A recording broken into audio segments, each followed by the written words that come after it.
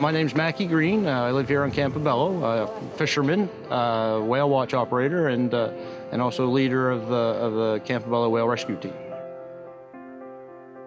It's just something that really needs to be done. I go whale watching. I've grown up on the island here. I go fishing. I've fished all my life, and just trying to be a good steward of the ocean. And I think that's the way most people are around here.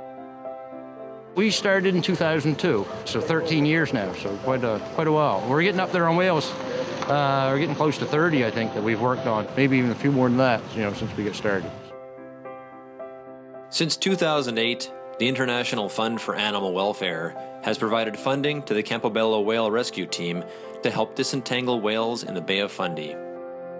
The waters here are rich with sea life, attracting many filter-feeding whales, some of which are extremely endangered. These whales can become tangled up in fishing gear, which can cause terrible wounds and ultimately may kill them. Thankfully, the Campobello Whale Rescue Team has stepped up to save these majestic animals. We get our funding from IFA for to run, to buy our equipment and all our maintenance and operational costs. So we've been lucky that we've had that to be able to keep going. Whale disentanglement requires a set of specialized tools and a lot of training.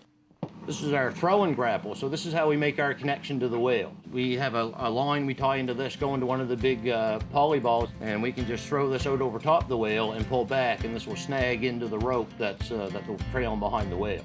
These are the knives we use. In this V pattern, we can reach out and grab the rope, and as we haul back, we can cut the rope, and they work really well.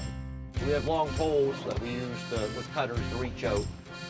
And we also use the boat. So once we get a control line on the whale, we'll take a couple of turns around the fleet with the line here and let the whale actually tow the boat. It's an amazing feeling. You can feel the thrust from the whale from every stroke of his tail. Like you can feel the surge,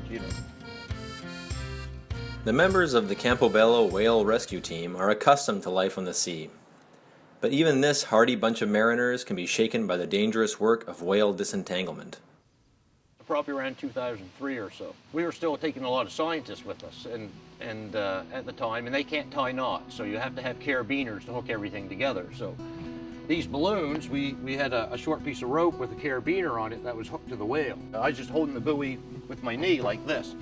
And so I held it as long as I could, as much strain, and then I went to let him go when the whale went on a dive, and that carabiner caught into the lifeline.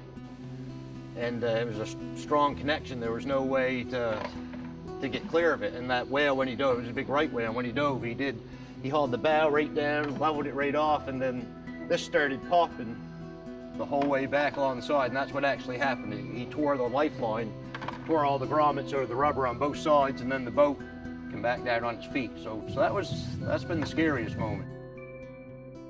Despite the dangers of the work, Mackie Greene and his crew keep heading out every time they receive a call of a whale in distress.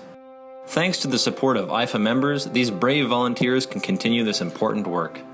I'd like to give a big thank you to all IFA supporters out there. You make a great deal of difference. Like I say, our operation, without IFA's funding, without IFA's help, we wouldn't be able to continue on. So they make this whole program possible.